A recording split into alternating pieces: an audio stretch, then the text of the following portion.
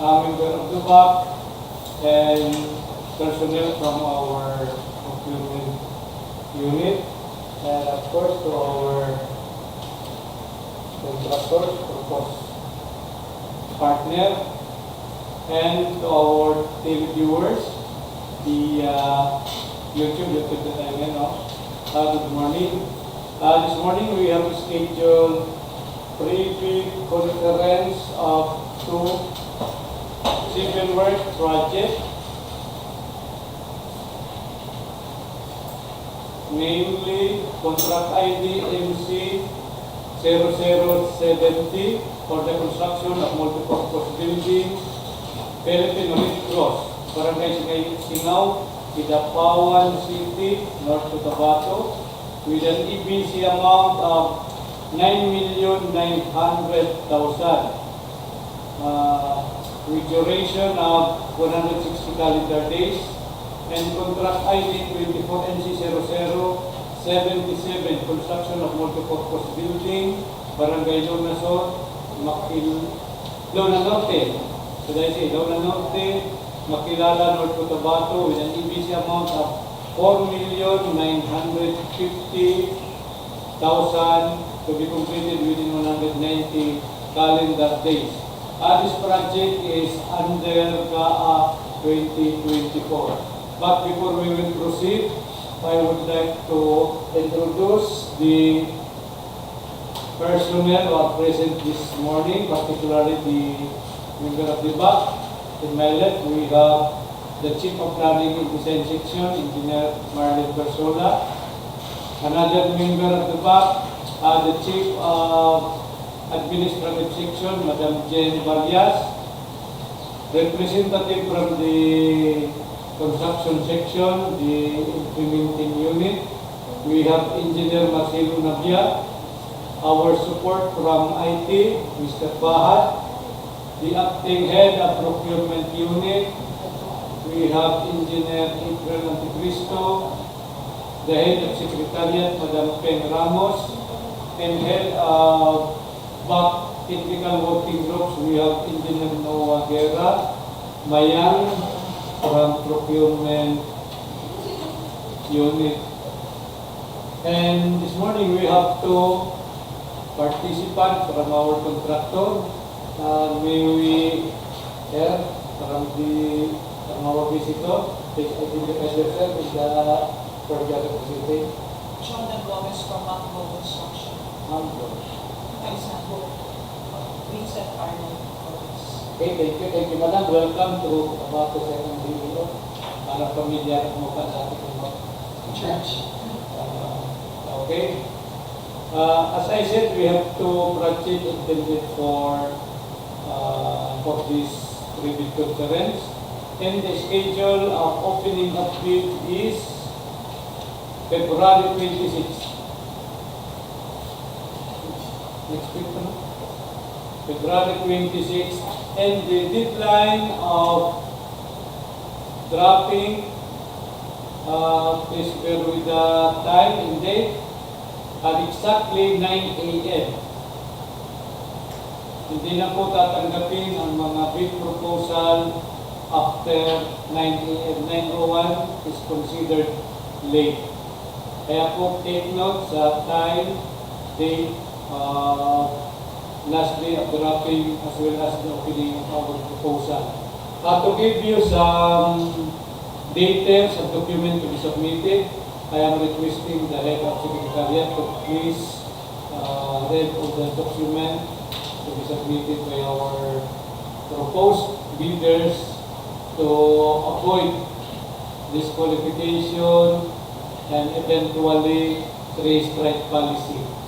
Thank you. Thank you, Vice Chair, and good morning, everyone. These are the documents to be submitted by the bidders, both the technical and financial components. For the technical component of the bid, we have the updated certificate of PhilGEP's registration membership.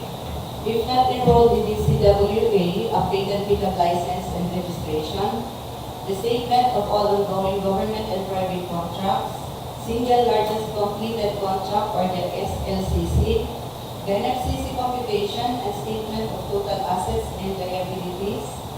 The audited financial statement. If joint venture with special pickup license and joint venture agreement if applicable. If already enrolled in the CWA, eligibility documents to be updated, if any. Bid security. Project requirements such as the organizational chart for the contract, list of contractors, key personnel, list of furniture equipment. The omnibus term statement and the certification as to the personnel per DEO number 9 series of 2012. So those are for our technical component.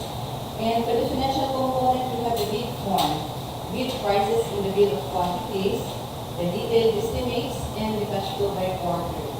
We also have the following reminders to our bidders. First, the certificate of Williams registration shall be updated with the current and updated Class A. Eligibility documents covered by Section 8.5.2 of the 2016 revised IRR of RA 9184. Example, the registration certificate, the mayor's or business permit, tax clearance, pickup license, and the registration and audited financial statements. If these documents are not updated, otherwise, shall result in the automatic suspension of the validity of its certificate of platinum registration and membership as per DPWH Resolution number 15/2021. Second, assign key personnel to the contractor that it is indicated under the bid data sheet for the BDS of the bidding documents that he or she must be different person assigned to the contract to be bid and not the same person holding its key position. The PRC ID and the tax ID of the key personnel must be updated and clear copy. Third, GPPB Resolution number 16/2020, approving the circular on the guidelines in the preparation of the simplified bidding documents for goods and infrastructure projects and submission of the required forms for the procurement of goods, infrastructure projects, and consulting services with related amendments to the 2016 revised IRR of RA 9184. The required forms are already included in the bidding documents, example, the omnibus form statement has 10 statements. Fourth, DEO 36 series of 2015 dated March 11, 2015, disclosure of ongoing contracts by prospective bidders for DPWH infrastructure contracts. The bidder shall use the form DPWH-J. I know you are already familiar with this. This is a statement of all these ongoing and completed government and private contracts, including contracts awarded but not yet started, if any, whether or not similar in nature and complexity to the contract to be bid, within a period provided in the bidding documents. Non-compliance with the provisions of this order shall make the concerned bidders liable to the penalties under Section 65.3 of RA 9184-IRR and to the administrative sanctions under Section 69 of RA 9184-IRR. We also have DEO number 17 series of 2015, dated February 12, 2015, the three-strike policy in the procurement of contracts for infrastructure works, goods, and consulting services. Any violations without valid reasons will be sanctioned. Section 69.1I. All other acts that tend to defeat the purpose of competitive bidding, such as habitually withdrawing from bidding, submitting late bids, or patently insufficient bid for at least 3 times within a year, except for valid reasons.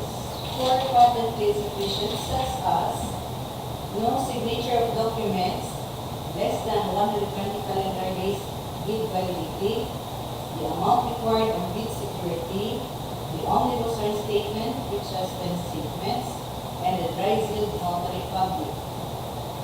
Bidders are reminded to diligently review and scrutinize the documents to avoid any violations. Department Order number 87, series of 2020, the electronic submission and receipt of bids for the procurement of civil works contracts. Department Order number 11, series of 2017, inclusion of the minimum materials testing equipment in the technical component of the bid.